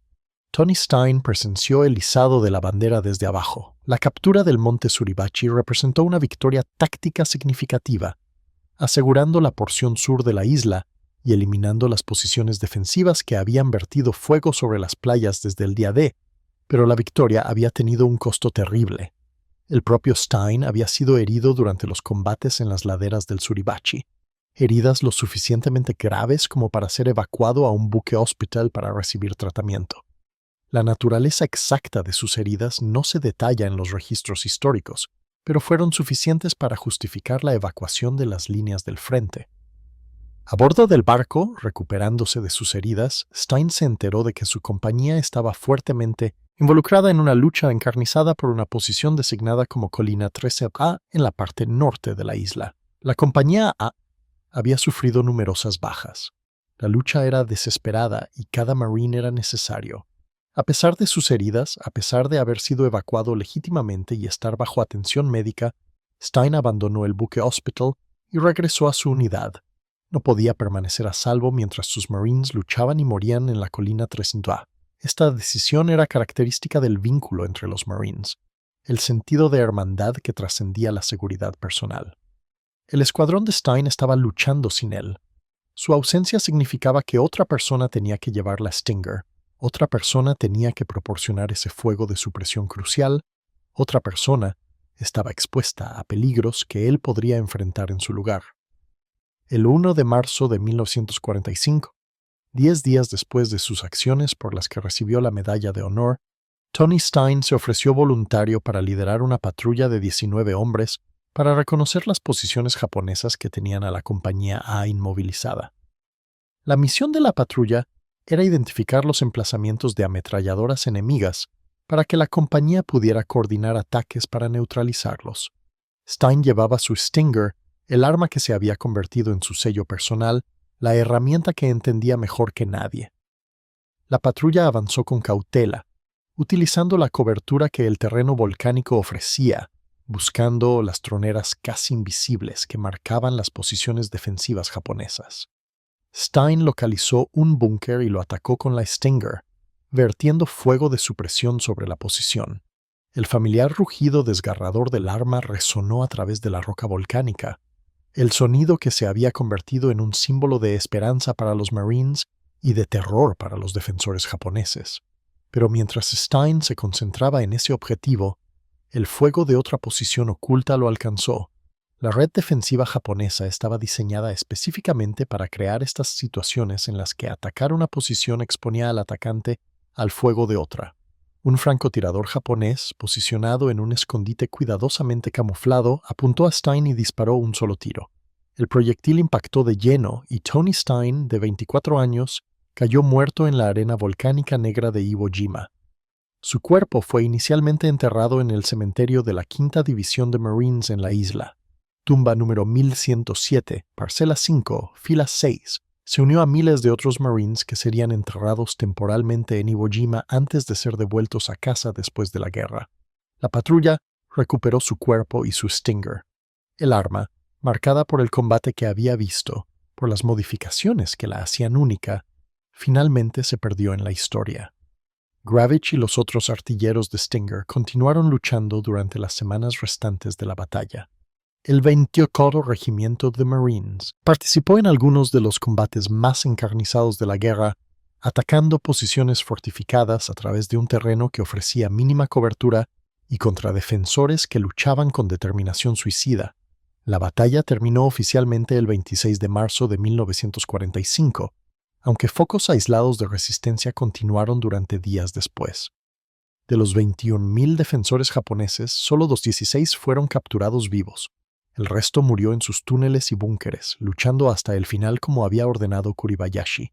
El propio general nunca fue encontrado, su cuerpo perdido entre los miles de muertos japoneses.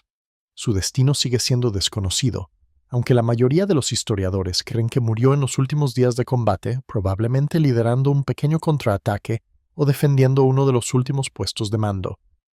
Las bajas estadounidenses fueron asombrosas e impactantes. Las 3 divisiones de Marines sufrieron 6.821 muertos en combate o desaparecidos y presuntamente fallecidos. Otros 19.017 resultaron heridos. Los enfermeros y cirujanos de la Armada asignados a los Marines sumaron 29 muertos más. Más de 800 estadounidenses murieron por cada milla cuadrada de la arena volcánica de Iwo Jima. La tasa de bajas se acercó al 30%, lo que significa que casi 1 de cada 3 Marines que desembarcaron en Iwo Jima se convirtió en una baja. Algunas unidades sufrieron tasas mucho más altas. El 28º de Marines, que soportó la mayor parte de los combates por el monte Suribachi y las operaciones subsiguientes en el norte, fue diezmado. El valor estratégico de Iwo Jima sería debatido durante décadas. La isla sí sirvió como campo de aterrizaje de emergencia para los bombarderos B-29, con más de 2.000 aterrizajes de emergencia registrados antes del fin de la guerra. Los escoltas de cazas basados en Iwo Jima sí acompañaron a los bombarderos a Japón, mejorando las tasas de supervivencia y la efectividad de los bombardeos. Pero si estos beneficios justificaron el terrible costo, siguió siendo controvertido. Algunos historiadores argumentan que Iwo Jima fue estratégicamente necesaria, que las vidas salvadas por los aterrizajes de emergencia y la escolta de cazas superaron las vidas perdidas al tomar la isla. Otros sostienen que la isla podría haberse evitado, que su valor estratégico no justificaba las bajas sufridas. Lo que no se puede debatir es el coraje y el sacrificio de los Marines que lucharon allí, quienes avanzaron a través de la ceniza volcánica bajo un fuego demoledor, quienes atacaron posiciones fortificadas sabiendo que las probabilidades de supervivencia eran bajas, quienes continuaron luchando a pesar de las bajas que habrían quebrado a unidades menores. La recomendación para la medalla de honor de Tony Stein comenzó con el informe inicial de su comandante de compañía sobre sus acciones el 19 de febrero. El comandante de compañía había presenciado de primera mano el extraordinario coraje de Stein, lo había visto de pie bajo fuego cargando contra casamatas haciendo esos 8 viajes de regreso a la playa. La recomendación ascendió a través de los canales, reuniendo avales en cada nivel. Comandante de batallón, comandante de regimiento, comandante de división. Cada uno revisó la recomendación y añadió su aval. La narrativa detallada de las acciones de Stein creció con cada nivel de revisión a medida que testigos adicionales aportaban sus observaciones. El almirante de la flota Chester Nimitz, comandante en jefe de la flota del Pacífico, revisó la recomendación y la aprobó. El comandante del cuerpo de Marines, General Alexander Vandegrift, el mismo receptor de la medalla de honor por acciones en Guadalcanal, la revisó y la aprobó. El jefe de operaciones navales, almirante de la flota Ernest King, el oficial naval de mayor rango en todo el ejército estadounidense, la revisó y la aprobó. La medalla de honor de Stein recibió 15 avales, la mayor cantidad para cualquier condecoración en la campaña de Iwo Jima. Este número reflejaba tanto la naturaleza extraordinaria de sus acciones como la cantidad de testigos que podían testificar sobre lo que habían visto. La citación final, aprobada por el presidente Harry Truman, elogió la notoria valentía e intrepidez con riesgo de su vida más allá del cumplimiento del deber de Stein. Describió su arma de tipo aeronáutico improvisada personalmente, lo que la convierte quizás en la única citación de medalla aérea de honor que hace referencia explícita a una modificación no autorizada de un arma. La citación detallaba su rápido fuego de cobertura para las unidades que avanzaban, su disposición a exponerse para atraer el fuego japonés y localizar las posiciones enemigas, sus cargas contra las casamatas, sus 8 viajes de regreso a la playa en busca de municiones mientras transportaba o asistía a marines heridos. Cada elemento fue documentado y verificado por múltiples testigos. Exactamente un año después de sus heroicas acciones, el 19 de febrero de 1946, la viuda de Tony Stein, Joan, recibió su medalla de honor en la Casa del Estado de Ohio en Columbus. El vicealmirante Frederick William Pennier Jr., comandante del 9º Distrito Naval, le colocó la medalla al cuello en una ceremonia a la que asistieron el gobernador de Ohio, Frank Lausch, y la madre de Stein, Rose. Los tres permanecieron juntos, unidos en el dolor y el orgullo, con lágrimas corriendo por sus rostros mientras escuchaban la lectura de la citación. Joan tenía 24 años, la misma edad que Tony cuando murió. Vestía de negro sosteniendo la medalla que representaba el sacrificio de su marido, la encarnación física del coraje que le había costado todo. Rose Stein, quien había inmigrado de Austria a Hungría buscando una vida mejor para sus hijos, quien había trabajado y sacrificado para darle oportunidades a su hijo, estaba de pie junto a su nuera, lamentando el precio de esas oportunidades. Su hijo había muerto defendiendo el país que le había dado refugio a su familia, se había sacrificado por los ideales y las vidas estadounidenses. La ceremonia fue digna y solemne, acorde con el sacrificio que honraba, pero no pudo llenar el vacío dejado por la muerte de Tony. No pudo restaurar lo que se había perdido en aquella isla volcánica a 7,000 millas de distancia. Más tarde surgió una disputa entre la madre de Stein y su viuda en cuanto a los arreglos funerarios. Rose quería que su hijo fuera enterrado en un cementerio judío, respetando las tradiciones religiosas de su familia. Joan quería que fuera enterrado después de los servicios fúnebres en su iglesia, honrando la fe católica que habían compartido como matrimonio. La disputa se volvió contenciosa, complicada por el nuevo matrimonio de Joan después de la muerte de Tony. Finalmente, las autoridades militares se pusieron del lado de Joan como pariente más cercano legal. Cuando los restos de Stein fueron devueltos de Iwo Jima en diciembre de 1918, fueron enterrados en el cementerio Calvary en Dayton después de los servicios fúnebres en la iglesia de Nuestra Señora del Rosario. El entierro proporcionó cierta medida de cierre, trayendo a Tony a casa para descansar en la ciudad donde había crecido, aprendido su oficio, conocido a su esposa y decidido convertirse en Marine. Pero el cierre no pudo borrar la pérdida. No pudo restaurar la vida que terminó demasiado pronto en la arena volcánica. Después de la batalla, los 6 Stingers desaparecieron del registro histórico. El cuerpo de Marines, institucionalmente conservador y adverso al equipo no estándar, casi con certeza los destruyó. Los registros oficiales de propiedades no tendrían categoría para modificaciones de armas no autorizadas. Las tablas de organización y equipo no incluían los Stingers. No existían códigos de adquisición para sus componentes. Desde una perspectiva burocrática, los Stingers eran problemas. Representaban modificaciones no autorizadas de propiedad gubernamental. Consumían munición a ritmos que complicaban la planificación del suministro. Requerían un entrenamiento especializado que no formaba parte de los planes de estudio estándar. Existían fuera de la estructura formal de la organización militar. No existe documentación oficial para el programa Stinger porque nunca fue oficial. Las armas existían en una zona gris, aprobadas a nivel de batallón pero nunca sancionadas por un cuartel general superior. Milan Gravich tenía autorización de su comandante de batallón, una aprobación escrita que lo protegía de cargos por modificación no autorizada, pero esa autorización se extendía solo a la construcción de las armas, no a su preservación después de la batalla. Inmediatamente después de Iwo Jima hubo una breve discusión sobre la producción en masa de Stingers para su distribución a las compañías de fusileros de Marines. Las armas habían demostrado su valía en combate, habían demostrado capacidades que superaban a cualquier ametralladora ligera estándar. Los oficiales que habían presenciado el rendimiento de los Stingers escribieron informes entusiastas recomendando una adopción más amplia. Pero la guerra terminó 6 meses después de Iwo Jima, y la necesidad urgente desapareció con la rendición de Japón. El enorme aparato militar que había llevado a cabo la guerra comenzó una rápida desmovilización.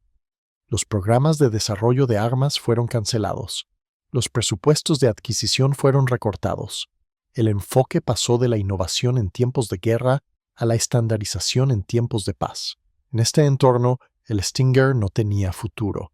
Era un arma nacida de la necesidad de la guerra, creada por iniciativa individual para resolver problemas tácticos específicos.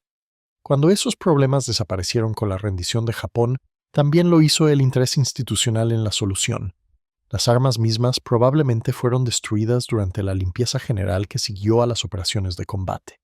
El equipo dañado fue recogido y eliminado.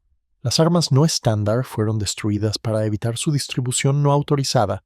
Los Stingers, marcados por el uso en combate y una extensa modificación, habrían sido candidatos obvios para la destrucción.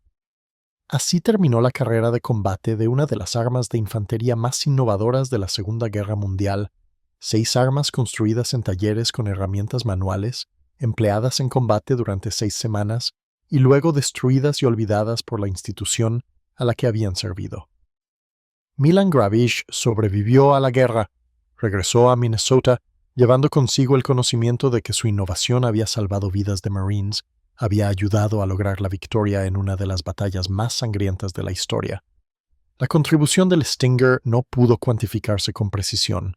No había forma de saber exactamente cuántos Marines sobrevivieron porque el fuego del Stinger suprimió la casamata que los habría matado. Pero Gravich sabía, al igual que los Marines que habían luchado junto a los artilleros del Stinger, que las armas marcaron la diferencia. La potencia de fuego concentrada que proporcionaban creó oportunidades tácticas que las armas convencionales no podían. La capacidad de supresión que ofrecían dio a los equipos de demolición los segundos que necesitaban para acercarse a las posiciones enemigas. Gravich nunca buscó reconocimiento para el Stinger. Nunca insistió en un reconocimiento oficial de su papel en su desarrollo. Entendió que el arma era solo una pequeña pieza de una historia mucho más grande. Una innovación entre innumerables otras realizadas por Marines que vieron problemas y los solucionaron. Esta humildad era característica de su generación de veteranos de combate. Habían hecho lo que había que hacer, habían servido cuando se les llamó, habían sobrevivido cuando otros no lo habían hecho. Regresaron a casa y reconstruyeron sus vidas, llevando consigo recuerdos que rara vez discutían, un conocimiento de horrores que no podían explicar a quienes no habían estado allí. Gravich volvió a los oficios, utilizando las habilidades mecánicas que le habían sido tan útiles durante la guerra. Se casó, formó una familia, vivió una vida tranquila lejos de las playas volcánicas donde había ayudado a crear un arma que cambió el curso de la batalla. En años posteriores, a medida que los historiadores comenzaron a documentar la historia del Stinger, Gravich ocasionalmente compartía sus recuerdos. Hablaba con naturalidad sobre el desarrollo del arma, describiendo detalles técnicos y su empleo táctico sin dramatismo ni adornos. Para él, el Stinger era una solución práctica a un problema táctico, no una innovación histórica digna de reconocimiento especial. Esta perspectiva, aunque admirable en su modestia, oscurece un tanto la importancia de lo que Gravich logró. Trabajando con herramientas manuales en talleres improvisados, sin apoyo de ingeniería ni sanción oficial, él y John Little crearon un arma que superó dramáticamente el equipo estándar emitido por el ejército más poderoso del mundo. Identificaron una brecha de capacidad, reconocieron que el equipo existente podía llenar esa brecha si se modificaba adecuadamente, adquirieron los componentes necesarios a través de canales no oficiales, fabricaron piezas a medida, probaron y refinaron su diseño, entrenaron a los artilleros en su uso adecuado y desplegaron las armas en combate. Todo este proceso, desde la concepción hasta el uso en combate, tomó aproximadamente 3 meses. Los programas modernos de adquisición de armas requieren años o décadas para lograr desarrollos similares. El proceso burocrático por sí solo, desde la identificación del requisito hasta la implementación de la solución, típicamente excede el tiempo que Gravich dedicó a construir 6 Stingers funcionales. Las lecciones del Stinger fueron aprendidas y olvidadas. Las lecciones aprendidas en el sentido de que los Marines continuaron valorando la innovación, continuaron fomentando el tipo de iniciativa que Gravich demostró. El cuerpo mantuvo su cultura de esperar que los líderes jóvenes resolvieran problemas, se adaptaran a las circunstancias e hicieran lo que fuera necesario para cumplir la misión. Esta cultura se manifestó de innumerables maneras a lo largo de conflictos posteriores. En Corea, Vietnam, Irak y Afganistán, los Marines improvisaron soluciones a problemas que los canales oficiales no podían abordar con suficiente rapidez. Modificaron equipos, desarrollaron nuevas tácticas, crearon soluciones locales para problemas locales. Pero las lecciones también se olvidaron de maneras importantes. El estamento militar institucional seguía incómodo con las modificaciones no autorizadas con las armas que existían fuera de los canales oficiales. El imperativo burocrático hacia la estandarización, aunque necesario para la logística a gran escala, a menudo sofocaba el tipo de innovación que Gravich representaba. Las regulaciones militares modernas que rigen las modificaciones de armas son estrictas y exhaustivas. Las modificaciones no autorizadas están prohibidas y son sancionables. Toda arma debe ajustarse a las especificaciones oficiales. Esta estandarización cumple propósitos importantes: garantizar la fiabilidad, la seguridad y la compatibilidad logística en grandes organizaciones. Pero también impide el tipo de innovación rápida que representaba la Stinger.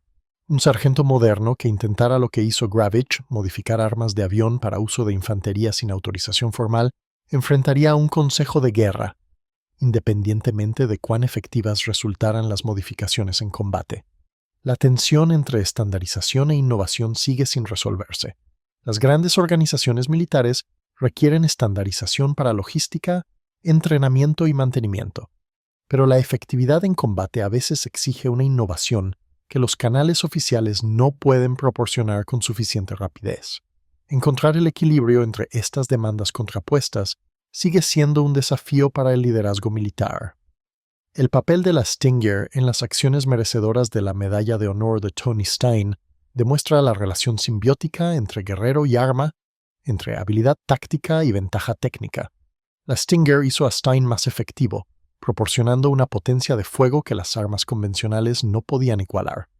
Pero solo porque Stein poseía el coraje de manejarla como debía ser manejada, las capacidades del arma carecían de sentido sin un guerrero dispuesto a mantenerse en pie bajo fuego, a cargar contra los búnkeres, a atravesar el infierno 8 veces para mantenerla abastecida. Otro Marine, con la misma arma, podría haberla usado con más cautela. Podría haber logrado resultados menos espectaculares. Podría haber sobrevivido al 19 de febrero para luchar otro día. El juicio táctico de Stein, forjado por el entrenamiento para Marine y agudizado por la experiencia en combate, le dijo cómo maximizar las capacidades únicas de la Stinger.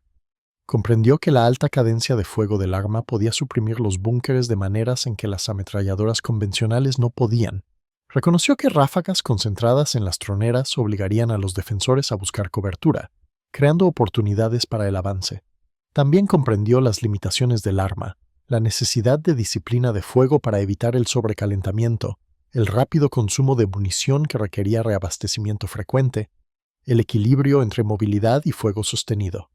Estas limitaciones moldearon sus tácticas, impulsando la decisión de hacer esas 8 carreras de munición en lugar de intentar conservar cartuchos. Si de alguna manera pudiéramos entrevistar a los defensores japoneses que se enfrentaron a Stein y su Stinger el 19 de febrero, probablemente escucharíamos un relato coherente. El sonido era extraño, increíblemente rápido, sugiriendo múltiples ametralladoras cuando en realidad era solo una. El volumen de fuego era abrumador, suprimiendo posiciones defensivas que deberían haber podido resistir. La dimensión psicológica de la efectividad de las armas a menudo se pasa por alto en los análisis técnicos. Un arma que desmoraliza al enemigo, que crea vacilación y miedo, puede ser tan efectiva como una que simplemente mata de forma más eficiente. La Stinger logró ambas cosas, combinando una letalidad excepcional con un impacto psicológico que multiplicó su valor táctico.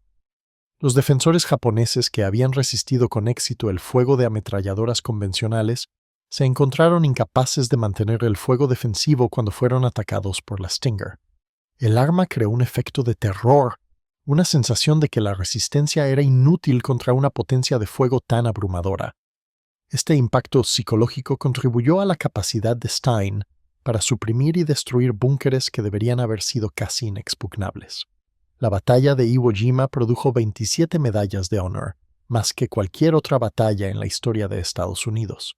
Este número extraordinario reflejó tanto la crudeza de los combates como el coraje excepcional demostrado por los Marines en todos los niveles. Los condecorados provenían de todos los rangos y orígenes: soldados rasos y de primera, cabos y sargentos, sargentos, tenientes y capitanes. Algunos recibieron la medalla por acciones extraordinarias únicas, como Stein. Otros la recibieron por heroísmo sostenido durante días de combate.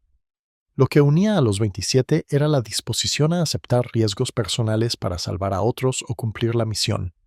Se expusieron al fuego enemigo cuando los instintos de supervivencia gritaban que buscaran cobertura.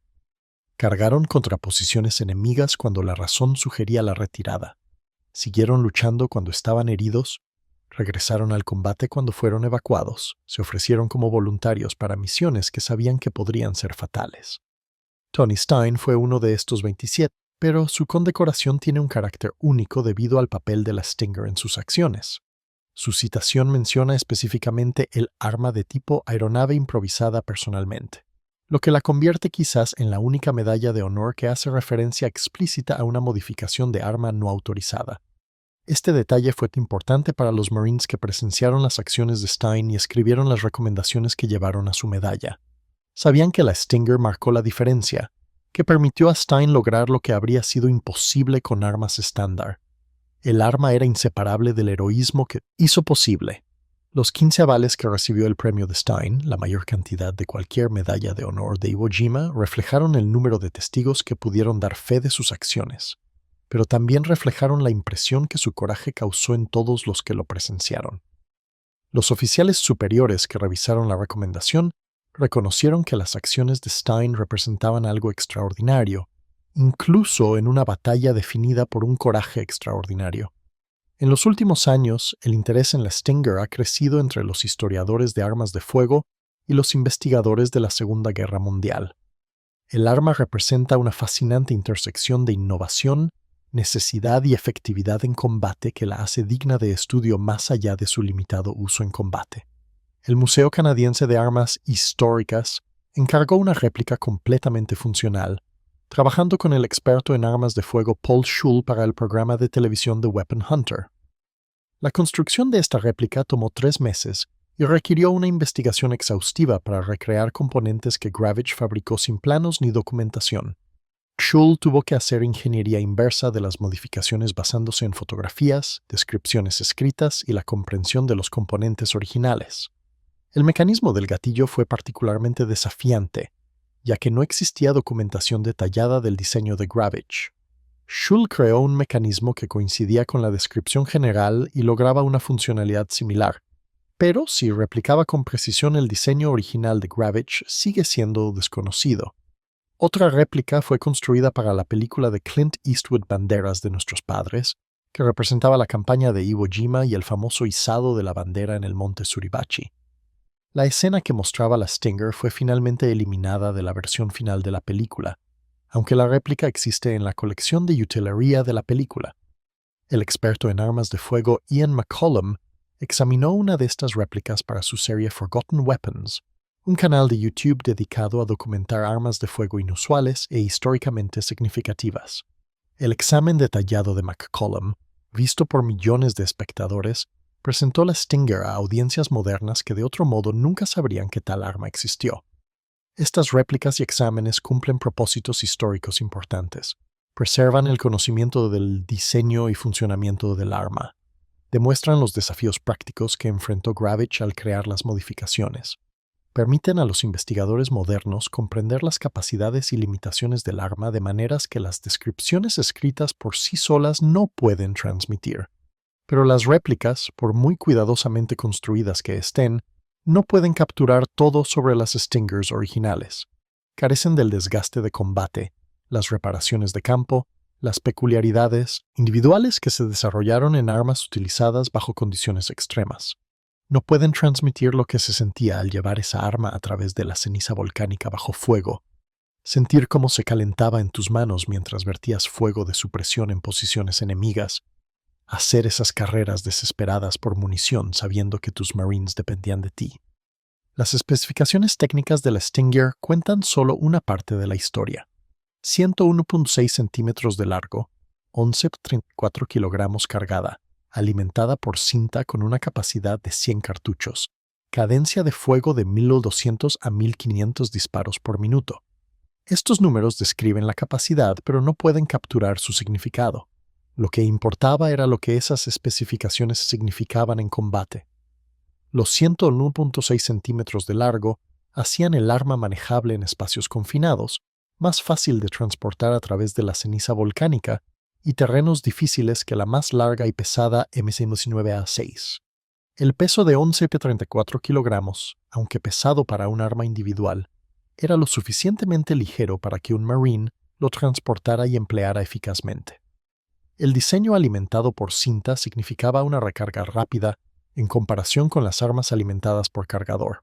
Un tirador podía intercambiar cajas de 100 cartuchos en segundos, manteniendo fuego sostenido mientras durara la munición. La cadencia de fuego de 1200 a 1500 disparos por minuto, 3 veces más rápido que las ametralladoras convencionales, creó el abrumador efecto de supresión que hizo el arma tan tácticamente valiosa. El período de posguerra vio cambios dramáticos en las armas de infantería que reflejaron algunas de las lecciones aprendidas de armas como la Stinger. La M19A6 fue finalmente reemplazada por la ametralladora M60 a finales de la década de 1950. La M60 pesaba 10.43 kilogramos, comparable a la Stinger, y podía ser empleada eficazmente por un solo soldado. El diseño de la M60 incorporó lecciones del desarrollo de armas estadounidenses y alemanas durante la Segunda Guerra Mundial. Utilizaba un sistema de cañón de cambio rápido que permitía a los tiradores reemplazar cañones sobrecalentados en segundos, abordando una de las limitaciones fundamentales de la Stinger.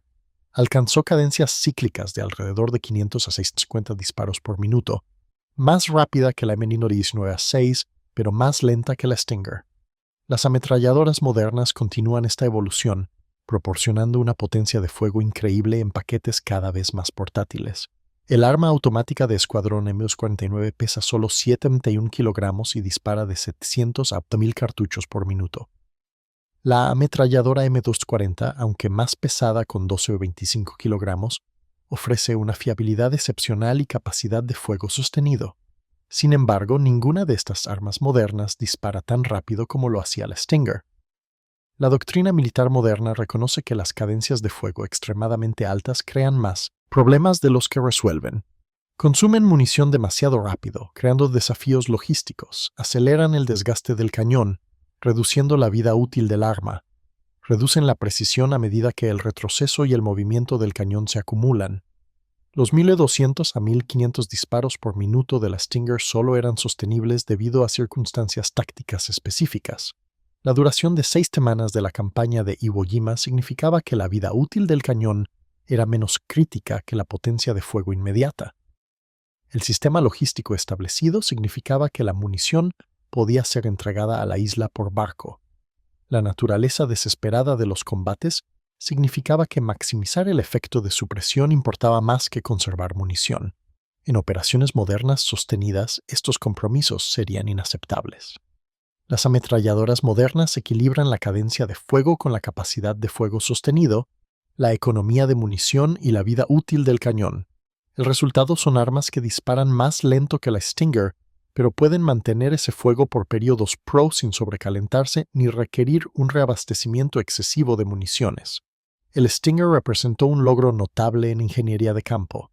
Gravich y Little, trabajando con herramientas manuales en talleres improvisados, crearon un sistema de armas que habría costado millones desarrollar a través de los canales formales de adquisición. Todo este proceso, desde la identificación de la brecha de capacidad hasta el despliegue de armas listas para el combate, tomó aproximadamente 3 meses.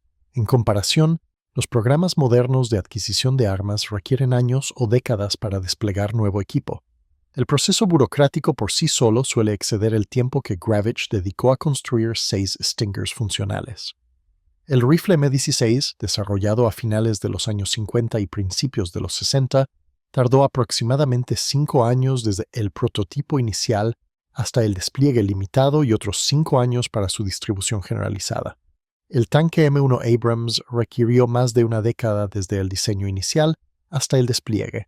Armas de infantería modernas como la carabina M4 evolucionaron durante décadas a partir de diseños anteriores. Esta comparación no es del todo justa. Las armas modernas deben cumplir requisitos estrictos de seguridad, estándares de fiabilidad y especificaciones de rendimiento que las modificaciones de campo de Gravich no abordaron.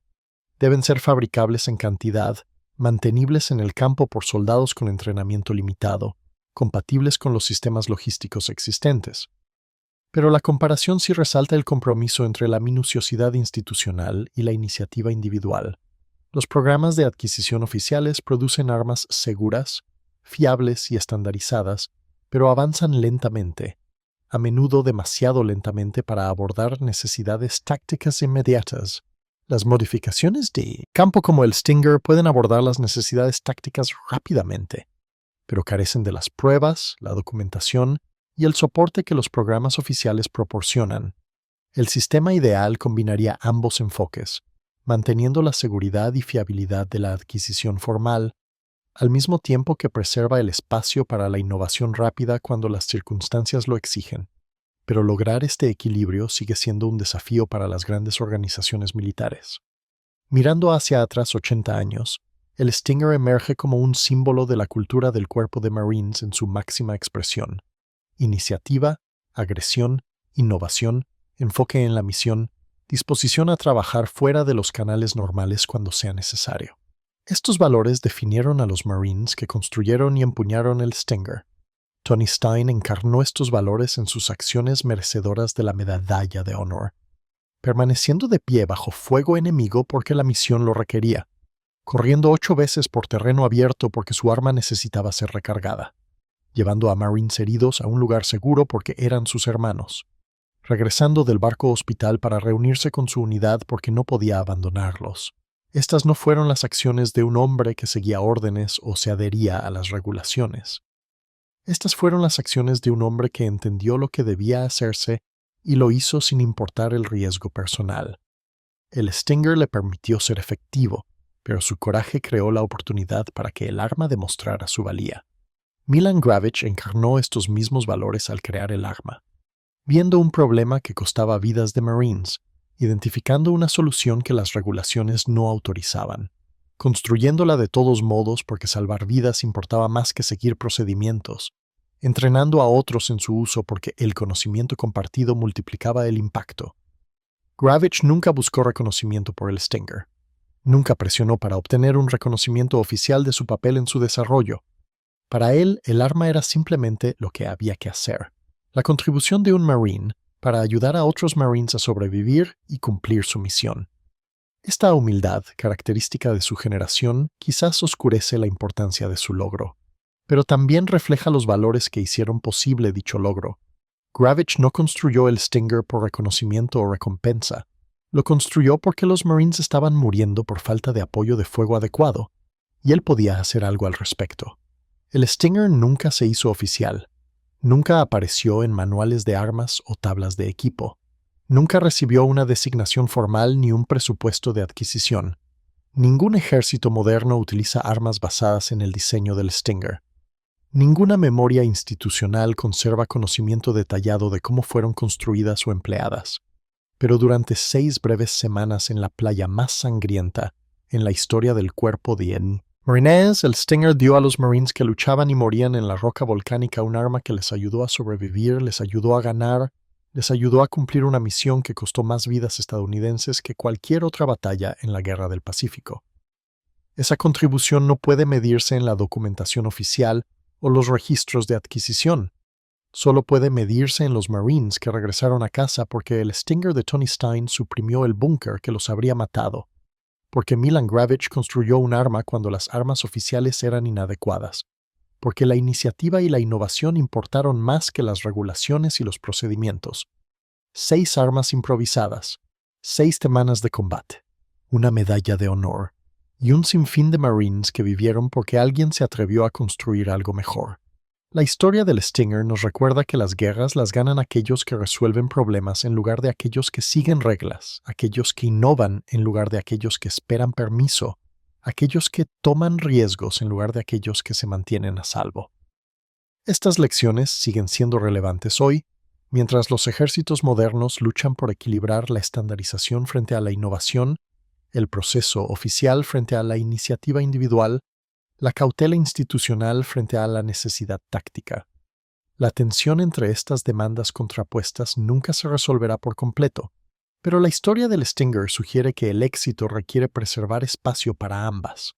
Las mayores organizaciones militares son aquellas que pueden mantener estándares rigurosos al tiempo que empoderan a los individuos para resolver problemas de manera creativa. Son organizaciones que valoran la iniciativa incluso cuando desafía los procedimientos establecidos, que recompensan la innovación incluso cuando existe fuera de los canales oficiales, que confían en su gente para hacer lo que sea necesario, incluso cuando las regulaciones puedan sugerir lo contrario. Los Marines que lucharon en Iwo Jima, que empuñaron armas improvisadas contra un enemigo decidido a matarlos a todos, que continuaron avanzando cuando los instintos de supervivencia gritaban que se cubrieran, encarnaron estos principios. Representan lo mejor de la tradición militar estadounidense, la convicción de que la iniciativa individual y el propósito colectivo pueden superar cualquier obstáculo. Tony Stein murió el 1 de marzo de 1945, pero su legado perdura en cada Marine que se niega a aceptar que la solución oficial es la única solución, en cada guerrero que entiende que a veces la misión requiere herramientas que aún no existen, en cada líder que confía en su gente para innovar cuando la innovación es necesaria. Milan Gravich vivió hasta la vejez, llevando consigo recuerdos de playas volcánicas y armas improvisadas, de amigos perdidos y batallas ganadas, de un tiempo en que la necesidad exigía innovación y el coraje posibilitaba logros extraordinarios. Su contribución, aunque nunca reconocida oficialmente por la institución a la que sirvió, ayudó a salvar vidas y ganar batallas. El Stinger en sí mismo ya no existe, destruido hace décadas por una institución incómoda con armas que existían fuera de los canales oficiales. Pero lo que el Stinger representó perdura en la cultura militar. La comprensión de que a veces la mejor solución es la que uno construye, que las regulaciones existen para servir a la misión y no la misión a las regulaciones, que salvar vidas y lograr objetivos importa más que la comodidad burocrática.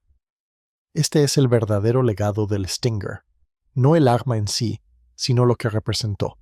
No las especificaciones técnicas, sino los valores que la crearon. No la modificación no autorizada, sino el coraje autorizado para hacer lo que debía hacerse sin importar las regulaciones.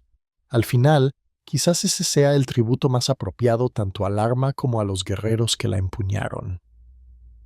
Milan Gravich vio a Marines muriendo por falta de potencia de fuego adecuada y se negó a aceptar que no se podía hacer nada. Con herramientas manuales, chatarra y determinación, construyó una solución que salvó vidas y cambió el curso de la batalla. Tony Stein empuñó esa solución con un coraje que desafiaba la comprensión. Se puso de pie cuando otros buscaron cobertura, corrió cuando otros se quedaron abajo, luchó cuando otros habrían retrocedido, regresó cuando podría haberse mantenido a salvo. Juntos, el innovador y el guerrero, el mecánico y el héroe, representan las mejores tradiciones del Cuerpo de Marines de los Estados Unidos. Iniciativa individual al servicio de un propósito colectivo. Ingenio técnico unido al coraje táctico. La negativa al aceptar la derrota cuando la victoria seguía siendo posible a través de la innovación y el sacrificio. Los 6 Stingers que Milan Gravich construyó en talleres hawaianos hace mucho que se han convertido en óxido y memoria. El Cuerpo de Marines oficial nunca reconoció su existencia. Nunca registró su servicio, nunca preservó su diseño para futuras generaciones. Pero el 19 de febrero de 1945, cuando Tony Stein se puso de pie en ceniza volcánica bajo el fuego devastador japonés, cuando el rugido desgarrador de su Stinger resonó por las playas de Iwo Jima, cuando esa arma improvisada derramó fuego supresivo que salvó vidas de Marines y destruyó posiciones enemigas, en ese momento el Stinger alcanzó una importancia que ningún reconocimiento oficial podría realzar y ninguna negligencia burocrática podría disminuir. Fue un arma que no debería haber existido, empuñada por un guerrero que no debería haber sobrevivido, en una batalla que no debería haber costado tanto. pero existió porque un Marine se negó a aceptar equipo inadecuado cuando había soluciones mejores posibles. Tuvo éxito porque otro Marine poseía el coraje para empuñarla como debía ser empuñada. Y fue importante porque ambos hombres entendieron una verdad fundamental que trasciende regulaciones, documentación y aprobación oficial. Cuando los Marines están muriendo, haces lo que sea necesario para salvarlos. Ese es el legado del Stinger. No un arma, sino un principio. No un logro técnico, sino un imperativo moral. No la innovación por sí misma, sino el coraje al servicio de hermanos que dependían de ti. 6 armas, 6 semanas, una medalla de honor. Y una lección que resuena a lo largo de 8 décadas. A veces la mejor respuesta a ¿podemos hacer esto? Es simplemente hacerlo. Sin importar lo que digan las regulaciones, sin importar lo que permitan los canales oficiales, sin importar nada más que la misión y las vidas que dependen de ti. Así es como se ganan las guerras. Así es como sobreviven los Marines. Esa es la verdadera historia del Stinger.